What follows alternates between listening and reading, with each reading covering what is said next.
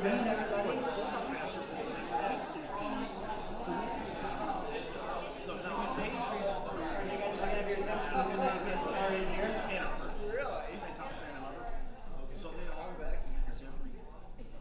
Thanks, guys, for coming out, and welcome to our first YCP event post-Easter. So we're going to go one little milestone at a time here. Post-Easter will be our last one until summer, right? No, summer's in June. We've got one more before that. So thanks, everybody, for coming out. Great to have a good turnout. Hope you guys all enjoyed the Chick-fil-A that we had for you tonight. That was great to have some good food after a while. Thanks again for coming out to YCP. For those who don't know, YCP is part of a national organization.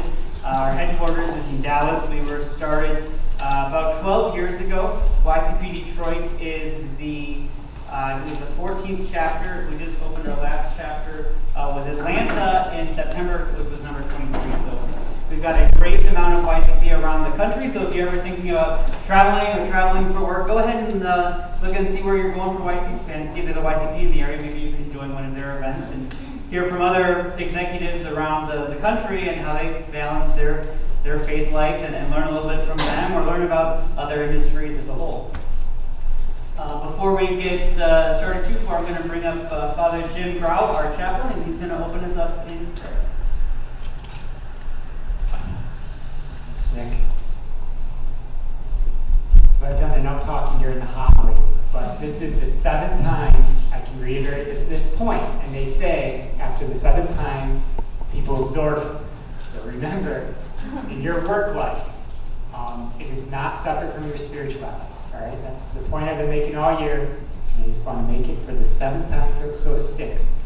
But your work is not a form of slavery that God kind of forces you into to take up 8 hours of your day so you can have freedom, so you can get money so you can buy your freedom and go on vacation and then eventually retire and be free.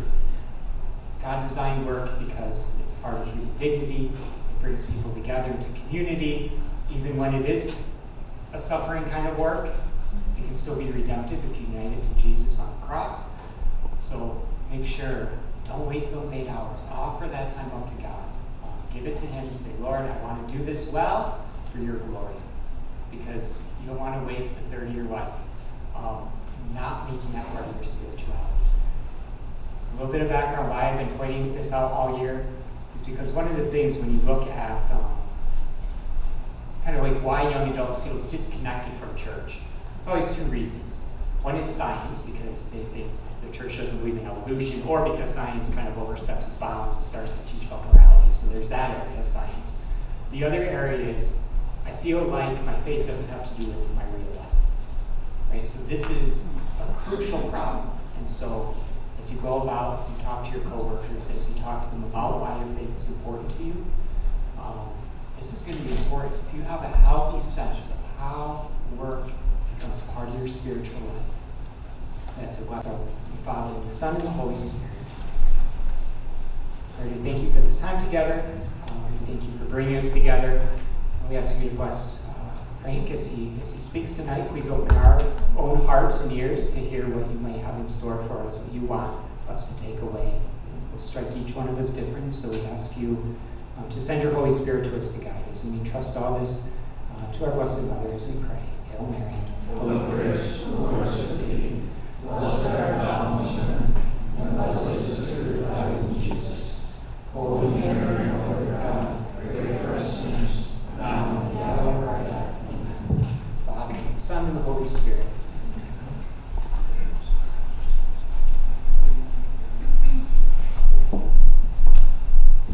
I'm going to be here in confession during the speaker, so it's just outside the door here to your right, so straight across from the chapel. So if anyone would like to go to confession, I'll be there during the talk.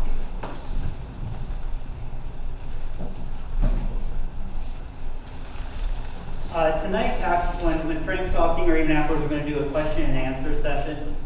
You're welcome to raise hands, and we can take care of those questions here in the room by passing the microphone around. Or also for those who are watching the live stream, or if you're not comfortable talking yourself, you can text in questions, and I can collect those as well. The number for that, you can either ask me or it's on the postcards as well, 313-483-7373, and I can take your questions from there as well.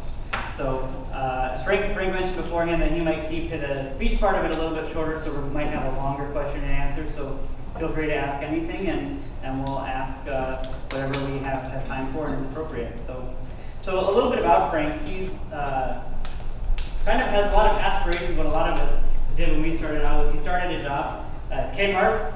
He was an hourly worker and worked his way up to vice president of HR over the course of 24 years. And then he, from there, moved on to a leadership role at Target, and then kind of had a little bit of a career change, and is the director of family services right now at Resurrection Cemetery. So a wide variety of different experiences, people that he's worked with, types of organizations, leadership roles, in and out of the Catholic environment. And now he's a parishioner at St. Isidore, where he's involved with also the Knights of Columbus, and enjoys traveling with his wife, family, including the 3 small grandchildren. So it'd be great to welcome up Frank. Thank you.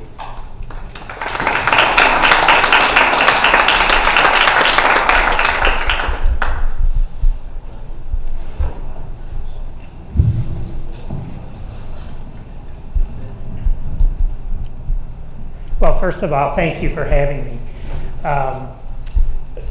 Nick kind of summarized my career pretty astutely. I had a 30-plus year career in corporate America, and then I had an about face, and now I work for a nonprofit organization, Catholic Cemetery, Resurrection Cemetery in Clinton Township. And usually when I'm asked to speak in front of groups, first of all, it's my great honor to speak to all of you.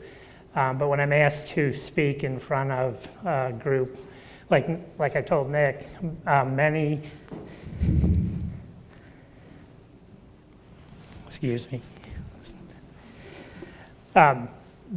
the unknown of the cemetery kind of takes over, and there's a lot of great questions. So hopefully this will be an engaging experience for all of us.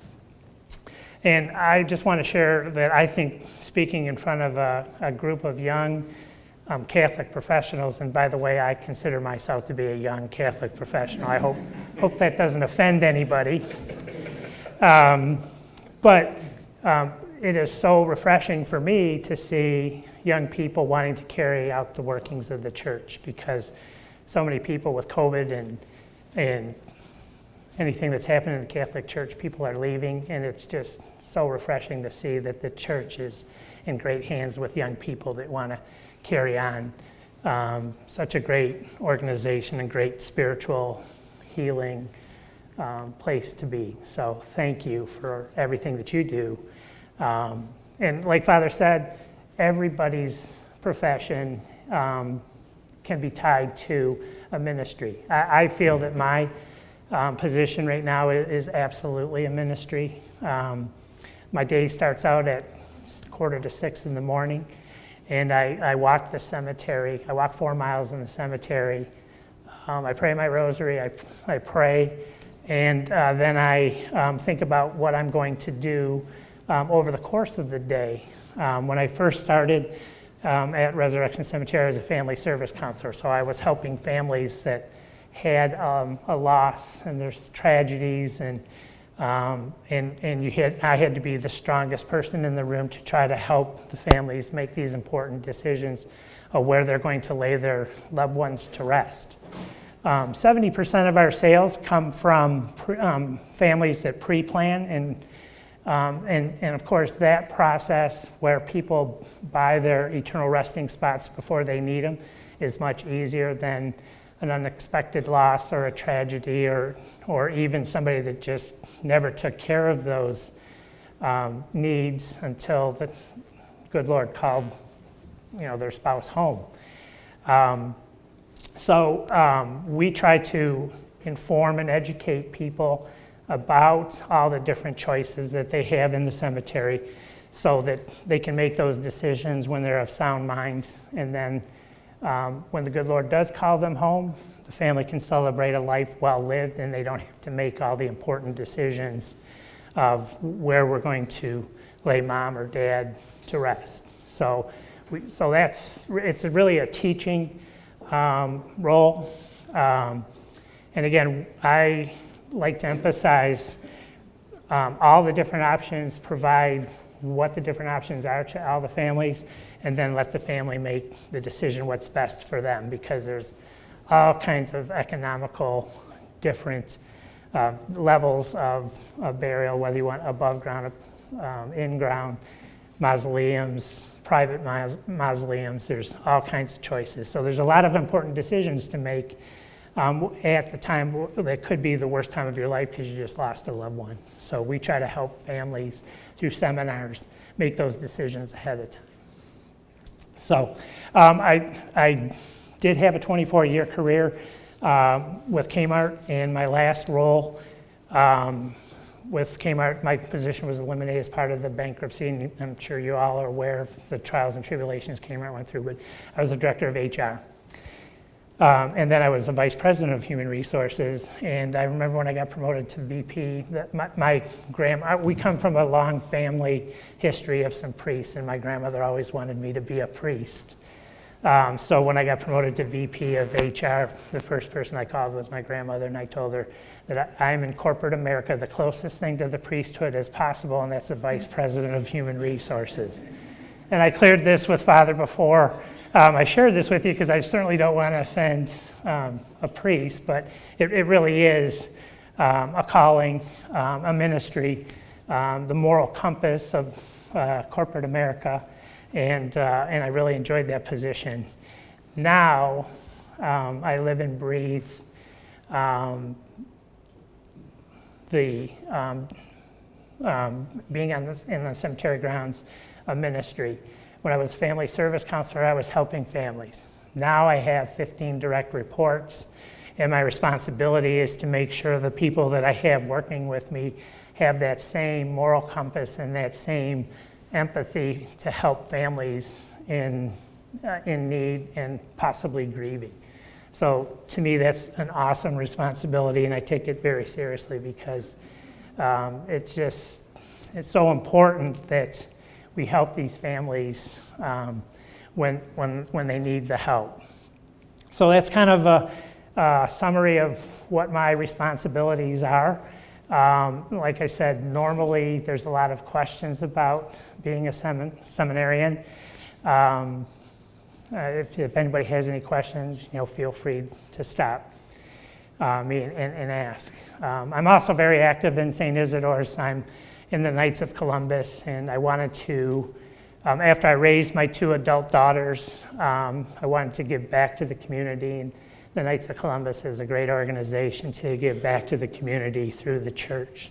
So all of you young men that may or may not be a knight, I strongly support that organization. We help children with disabilities. We are proud sponsors of the seminarians each and every year, and we do a lot of great community work, and it's just a great organization to be a part of. So that's kind of my life day by day. Does anybody have any questions? Usually there's a lot of questions about the cemetery and famous people buried at our cemeteries. No questions? Any questions? Okay, go ahead. I'm curious to know, since you were in corporate America, working that kind of office job, how did you practice your faith, working in an office setting? Oh, great question. Well, my thoughts when Father was talking today is no matter what our profession is, if you are utilizing the God-given talents that you are in possession of, you can make a difference with everybody that you come in contact with. And so, and it doesn't matter. I was in retail. I started out, shagging carts at Kmart, and ended up being a VP. But one thing I would always tell my management team, understand that you make an impact every single day. So no matter what position you have, you're going to make a difference in somebody's life that day. And that's what you have to celebrate. And that's how I stay positive. I get up at 5 o'clock every morning before the alarm goes off. Sometimes I forget to turn it off, much to my wife's chagrin. because it'll go off and I'm in the shower and she has to remind me that she just turned it off. But and it's just because I'm excited each and every day to help somebody. One of the things that I shared with you that when I'm walking the cemetery, and by the way, it's such a reverent, solemn place to reflect. And I brought one of my colleagues from the cemetery, John, and he offered to Trey, one of the things that we do, and we would be honored to do this for you too, is give a tour of the cemetery, because there's a lot of beautiful, sacred artwork and religious symbols, the Most Holy Trinity statue. In the center of our cemetery, we have the Stations of the Cross, and we have one of 3 of these stations of the cross in the world. One of them's in Quebec, one of them's in Paris, and then we have one in Clinton Township. And they're life-size, it's a life-size depiction of the Stations of the Cross. That section is sold out because everybody wanted to be in the section that has the Stations of the Cross. And there's 59 bronze statues in these 14 stations, and Jesus is always 4 inches taller than the next person that's in that particular station. And if he's at a station where it's all women, he's a foot taller than the women. So in every station, Jesus really stands out, and it's beautiful. So if you haven't seen the Stations of the Cross at Resurrection, or if you're interested in a tour, we would be glad to assist in any way. So anyway, it's a very spiritual, every morning, even the skunks are nice to me in the morning. So if I may, I'll just tell you a quick story. So just a few months ago, we had 3 inches of snow. And so when I start my walk at 6 in the morning, it's dark out. And so we got 3 inches of snow, and the only tracks on the road were mine when I came in to go park. So I'm walking down this road, and I see this little black spot in the road. And I walk up to it, and as I'm approaching it, I'm thinking, wow, a piece of ice must have fallen off my Jeep. And there it is, right in the tire track. So I walk up, and I'm less than a foot away from it. I look down at it, it looks up at me, and it was a skunk with the white stripe down the back, and I go, whoa. So I exited stage right, he exited stage left, and everybody was good for it. So. And I said a few Our Father's Hail Marys on the way too. But I hope I answered your question. No matter what role you have, you can make an impact on somebody's life, and that's what I really tried to do in all of the different careers or responsibilities that I had throughout my career. So thanks.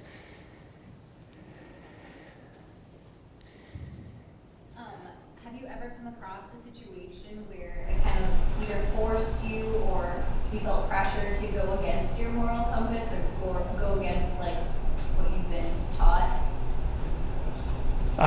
Great question, and no, I would never put myself in a position where I was going against my morals. I think that's what helped me achieve a level of vice president after I graduated from college. By the way, I went to Oakland University right across the street, and it was good to be here in the chapel because I used to go to Holy Day Masses and Ash Wednesday. I got ashes here, and so it was good to go to Mass here today. But I've never put myself in a position. Sorry, just as a follow-up, but has there ever been like situations, I know like just working in corporate America, like I haven't put myself in situations, but I've been placed in those situations, and it's difficult sometimes to respond to like a supervisor. It's just like I didn't know if like anything if you've ever had to be put in that situation and how you responded. Well, yes, the answer would be there's always those kind of forks in the road, but I've always tried to take the high road, and if you articulate your feelings about something, usually you come to a compromise, but I would never put myself in a position where I had to compromise my personal integrity, because I've always told anybody that's worked with me, once you lose your personal integrity, you've lost everything. So that would be my answer. Heck no. One question that I get in this role is how do you work through some of the tragedies that you might be confronted with when you're helping families? And I will tell you, and I mean this from the bottom of my heart, it's my faith. I trust God, like Father talked about in his sermon today. I trust his will. I don't always understand it, and there's situations where you wonder why the good Lord would call somebody home early when they have young children, but I trust his will, and I pray to try to understand why things happen. But it's a strong faith that keeps me going, and then there's times when you go home and you just need a good cry on the way home because of what you just helped a family through. And so I get that, but then I turn that around and I focus on how I help families make important decisions, and that's what keeps me coming to work before the alarm goes off every morning. I have a question. What was it like transitioning from the retail industry, which is very cash focused, into a very personal industry? Was that a difficult switch to make, or was it very similar? Well, there's different, no, for me to transition, no, because I didn't really have to change my outlook or my approach to my responsibilities, because even though when you're in retail, it's very budget-oriented, meeting payroll, meeting sales, and now we're focused on helping families make the right decisions. And really, when you're focusing on the right things, those pressures of, and we have goals and objectives at the cemetery, but if you're really focused on providing outstanding family care, the numbers kind of take care of themselves. And so, and we've had some years where they haven't been as fruitful or plentiful, but we just keep focusing on providing world-class service to the families that we serve, and then everything else kind of falls in place. Good question, great question. What was it that the guy you started in doing those morning walks around the cemetery? Was it just divine intervention? One day you're going to start up and do this, or was it? Well, it was Chick-fil-A mostly. He was trying. I've lost 50, 60 pounds over the last few years, and I have a regimen. I actually had a goal that I wanted to say the rosary once a week. It was a personal goal, and then I was thinking, I'm walking every day. Why don't I say the rosary while I'm walking? And so I say the rosary every day, and then that takes me about 2 miles. And then the other 2 miles, I'm thinking about planning out my day, how I can help my counselors help their families. And I still help families too in my current role. So, and I don't know if I said this or not, but it's important to me because I'm one of the biggest smart alecks that I know. I always ask at the end of my prayers that, Lord, help me choose my words very carefully today so that I can make an impact with everybody that I serve. And I've always, so I'm always very cautious about not being a smart aleck on the job. Yes? What would you say people need to hear the most when they're grieving? Well, what I try to relate is my faith. I know their loved one's in a better place. I believe it with every breath that I take. And sometimes the families that we serve are mad at God. They don't understand why this happened.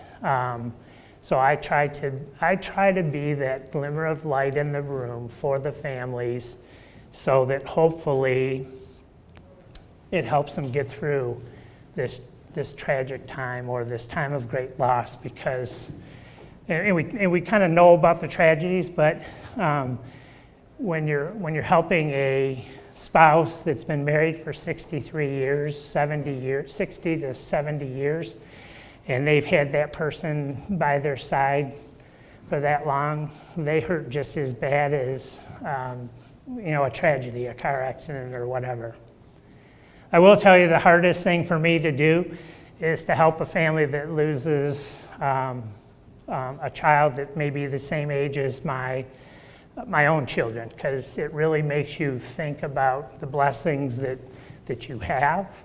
And with every day, I appreciate the blessings that have been bestowed upon me. And I also, to quote Father Solanus, I thank the good Lord for the future blessings that he has in store for me.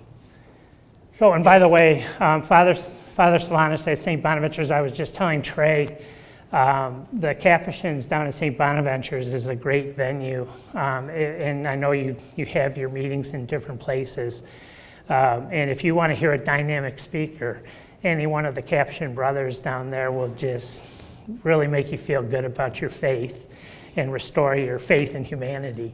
But Father Solanus used to walk the grounds of Mount Elliott and pray, and that's our cemetery right across the street from St. Bonaventure. In fact, he was laid to rest at our cemetery at Mount Elliott, and then when his working started to be noticed, he was disinterred from Mount Elliott Cemetery and re-entombed in the chapel at St. Bonaventure's.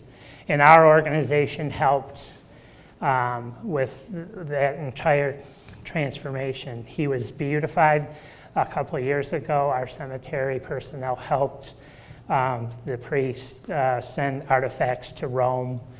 And so it was great to be a part of an organization that is a part of, hopefully Father Solanus will become Saint Solanus someday in the near future.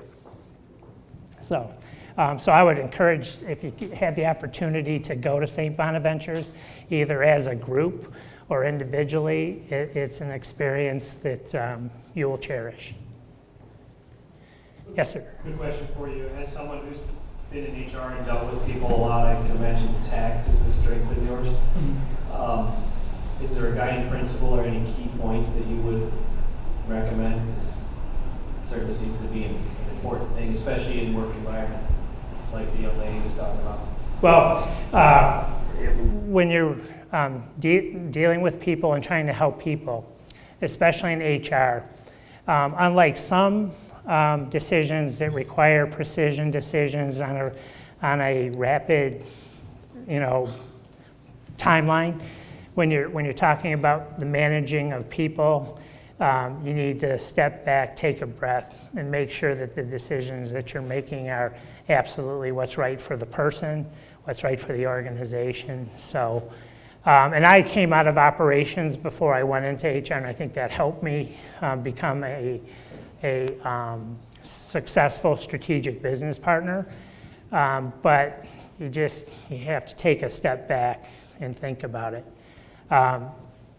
Many decisions, there's complex decisions, because there's no one human that's the same as the next. So many times I take those decisions home, think about them, and then make the decision the following morning. So either reflect on it, pray on it, and make sure that you're making the right decisions.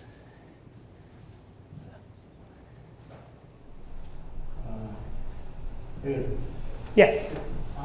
When dealing with a family who's just gone through a tragedy, what's like the best approach? Do you sprinkle a little bit of personal, or do you keep it professional? Like, what would be the best way to go at that? Great question. What has worked for me is I just try to be myself.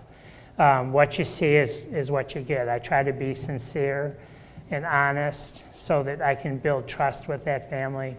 But when there's a tragedy like you spoke of, it's so important that no matter what the circumstances are, you have to put your emotions in check and trust in your faith that this person's in a better place. And you have to be the strong person in that room to help guide that family with the decisions that they have to make. So that's what I try to do. And like I said, I've tried to be tactful my whole life. I'll share another story.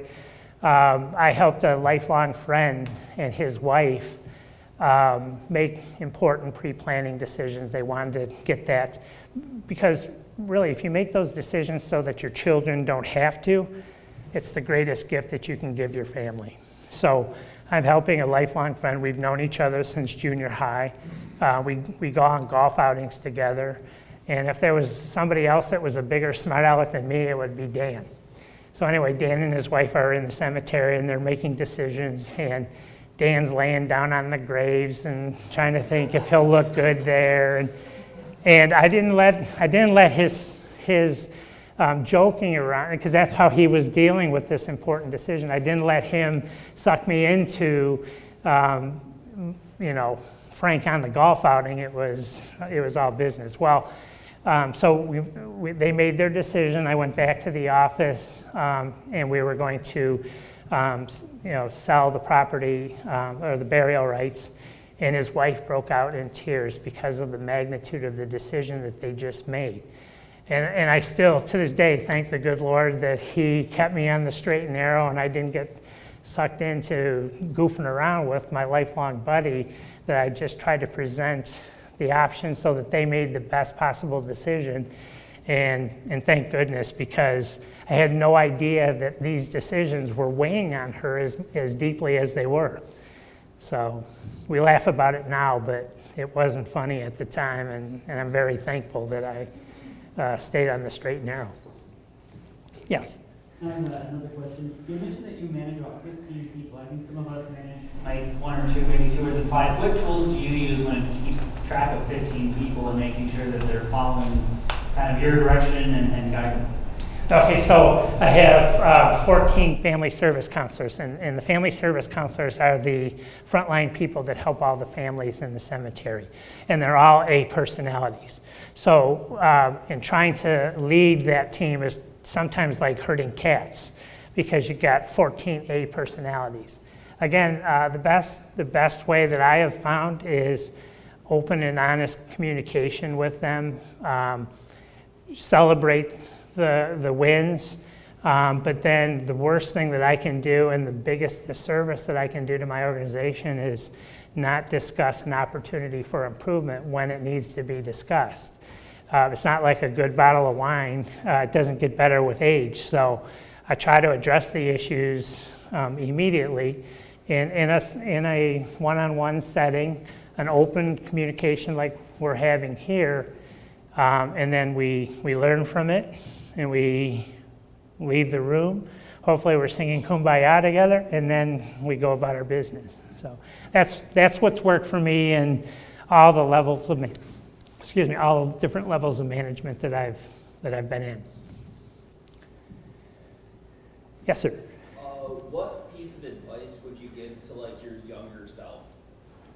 If you could go back in time to when you were 20, so like 7.5 years ago? It was just a couple weeks ago.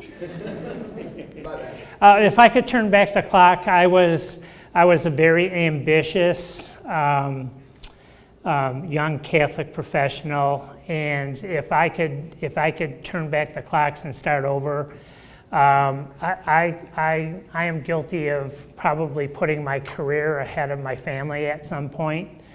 In retail, you work a tremendous amount of hours, and so if I could turn the clock back and be more focused on a better work-life balance, that's what I would say. On a similar topic of work-life balance, you mentioned being involved with Knights of Columbus. Do you feel that partaking in an organization, in addition to work and family stuff, is exhausting, or what is your role with Knights of Columbus? I'm about to become the Grand Knight of our council next month. Right now I'm the Deputy Grand Knight, which is like the Vice President, and the succession planning in that organization is you serve as the Deputy Grand Knight for 2 years, and then and the Grand Knight serves for 2 years, and then you kind of succeed into that position. So unless the Grand Knight decides to take another year, I probably will be the Grand Knight. But what I like most about the Knights of Columbus, and I'm really glad you asked this because I wanted to make this point, no matter what project that we're working on, what charity we're helping, there's never any pressure to overextend yourself. If you can participate, fantastic. We welcome you with open arms. If something we do believe family first, but if there's a family or a career thing that prevents you from participating, we know that there's going to be another charitable event right down the street, and hopefully you can participate in that. And that's what I enjoy, that there's never any pressure about participating. So I participate when I can, but not at my family's expense, period. So a follow-up question. I mean, most of us recognize Knights of Columbus from the fish fries and the Tootsie Roll fries. Is that all that you guys do, or? Well, the fish fry is our biggest event, our fundraising event of the year. So the funds that we take in from the fish fries, we sponsor seminarians. We also are greatly involved with disabled youth, specifically Down syndrome. We participate in Coats for Kids, so we're helping underprivileged families. So there's all kinds of different organizations. So yes, and the Tootsie Roll drive that you mentioned, where we're out on the street corners collecting, all of those funds go to disabled children, specifically children with like Down syndrome. So yes. Yes, sir. Or I don't want to. Okay. Okay, go ahead. So Kmart used to be, a very big company, and how would you recommend staying out and moving up the ranks in a big company without sacrificing that work-life balance? Great question. I always focused on my current responsibilities. I never worried about the next step, and I know you may or may not have heard that through your career, but yes, I had ambitions, but I was always focused on what I was doing at the time and using the God-given talents that I've been given and try to be the best that I can be in that position. And I never really had to worry about the next position because people were recognizing my efforts and my abilities, my tactfulness, my ability to talk, and those to me are all God-given gifts that I owe it to try to use those talents so that I can make a difference in somebody's life. All right, we're going to go for our last question here. Going back to tragedy, sorry to be Debbie Downer, but we have a family, particularly one that's not religious, going through an event, and they are vehemently against the best decision for the person that's affected by the tragedy. How would you convey that message? How would you kind of like help them see the other side of the argument without losing them in the process? Well, the best thing that I can do in that situation is fall back on my experience. I can share my experiences with the family, but ultimately they make the decision what's best for their family. And sometimes they may need the night to think about what they want to do, and that's fine because I'll be there waiting for them the next day after they've maybe talked to other family members to see what their input is to the decision. So, and to kind of point out your question, this is the tool that we really try to educate our families into making those decisions before they're confronted with a real tragedy. I know that my children don't have to worry about where mom and dad are going to be laid to rest because we've taken care of that decision. And I do believe and I hope they appreciate it. My mother-in-law passed away several years ago and she had breast cancer for 14 years. So I've been in this position for just about 10 years.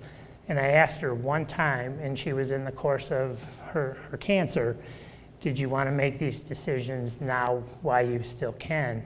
And her response to me was, I feel like I'd be throwing the towel in. I don't want to make those decisions. I never asked her again, but I know from heaven she saw how my wife Sandy was struggling with making those decisions the day after she passed. So But so you gotta just like anything in life, every family's different. You have to be flexible. You have to be strong for the family when you're going into the situation. And then you let the family make the decision what's best for them.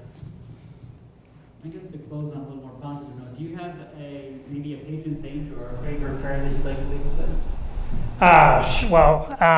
My mom was Irish, and I don't know if I shared with you, I lost my mom last February. So on this 4-mile walk through the cemetery, I'm paying respects to grandparents, my wife's grandparents, my mom, my mother-in-law, my father-in-law.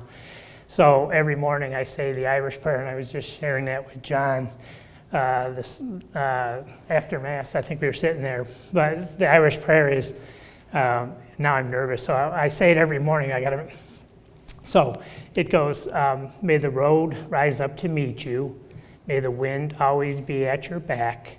May the sun shine warmly on your face and the rain fall gently on your fields. And until we meet again, may God hold you in the palm of his hands.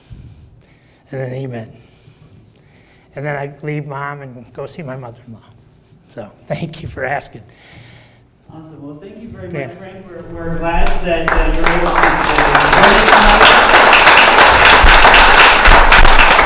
If I could just say one thing, we're helping families all the time work through these tragedies, but when it hits home, like your mom or your mother-in-law, it's still very difficult to be the strong one in the room, because you think about the impact that they had on your life, and you're trying to help. So we're human too. So it's tough. But thank you very much. I enjoyed, and I really appreciate being able to speak to a group of young Catholic professionals and just use the God-given talents that you're blessed with every day and just make an impact on people with every encounter that you have with people, and hopefully this world will be a much better place. Thank you. Thanks for being open for this new format with the question and answer, and thank you all for your active participation. And as a gift for all of our YCP speakers, we have a statue of St. Joseph, our patron saint. And as a reminder to keep focused on the straight and narrow and working, will help keep in touch just as if you're working. Well, thank you very much.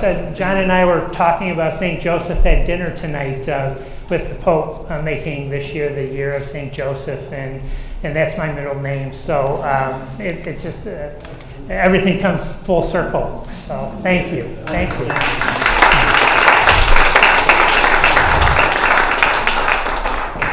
And now I'd like to invite up Felicia Damczyk, our Director of Marketing, for some closing words. Well, thank you everybody, and thank you Mr. Oldani again for being our speaker tonight. God certainly has you in your role for a reason, and we really appreciate you sharing your experiences with us. Thank you all for your engagement and for coming out tonight. This was our first executive speaker series that we opened with Mass, so it was really exciting to try out that format, and we really appreciate seeing this great turnout. Thank you to St. John Fisher for hosting us today. Certainly really appreciate having the space, both the chapel for Mass and then this social hall for our speaker portion. This event and all of our events are sponsored very generously by Alliance Catholic Credit Union and Penske Automotive, so really appreciate your support. We have a representative from Alliance Catholic Credit Union here today, so if you want to know more about Alliance, we have a table over there you can check out, maybe get some free swag and get to know one of our sponsors. So all of our events are put on by a very dedicated group of volunteers and leadership, and we are kind of coming on to our next year, so we're going to have some open positions. Keep an eye out on email and social media just for any potential open roles. Like Nick said, I'm the Director of Marketing, so if you're interested in like social media or email or helping bring more people to these events, come see me and talk to any of the other leadership team if you'd like to join a really dynamic group that's really helping to grow YCP and really reaching out to the young Catholic professionals in the area. As part of YCP, we do have a national conference coming up this weekend, so there's a few of us that are traveling to Dallas, Texas, and so we're really excited to get together with the other network of YCP chapters. If you could just keep all of us in your prayers for the weekend, while we're traveling and while we're getting together for a really fruitful weekend and safe travels there and back, we would really appreciate it. And we do have some upcoming events. We have the postcards around here, so feel free to take one of those or pass them out to your friends. Anything that can do to bring some people to our events. Our next executive speaker series is on Wednesday, May 26th. So Jason Meisman will be our speaker. He's the managing partner at Premier Title Agency. Before that, we have our executive panel discussion, which is free for YCP members, $20 if you're not a member. That's going to be on May 11th, and the topic is on vocations. So there's vocations to priesthood, religious life, but we're all called to a vocation in some way. So that discussion will focus on vocations. And then YCP, the national organization, also does a monthly kind of micro interview series. So that's the Refiner Aspire that's on here as well. Usually at 1 o'clock in the afternoon, so kind of at lunchtime, so you can join in and just watch live online. I think it's on YouTube and on Facebook, so keep an eye out for that as well. And so to close, all of our events we end with a St. Joseph worker prayer. So we should have prayer cards on the table so you can join in. In the name of the Father, Son, and Holy Spirit, amen. Saint Joseph, by the work of your hands and the sweat of your brow, you supported Jesus and Mary, and had the Son of God as a fellow worker. Teach me to work as you did, with patience and perseverance, for God and for those whom God has given me to support. Teach me to see in my fellow workers the Christ who desires to be in them, that I may always be charitable and forbearing towards all. Grant me to look upon work with the eyes of faith, so that I shall recognize in it my share in God's own creative activity and Christ's work of our redemption, and so take pride in it. When it is pleasant and productive, remind me to give thanks to God for it. And when it is burdensome, teach me to offer it to God in reparation for my sins and the sins of the world. Amen. Thanks again for coming out today. Hope you have a great rest of the night.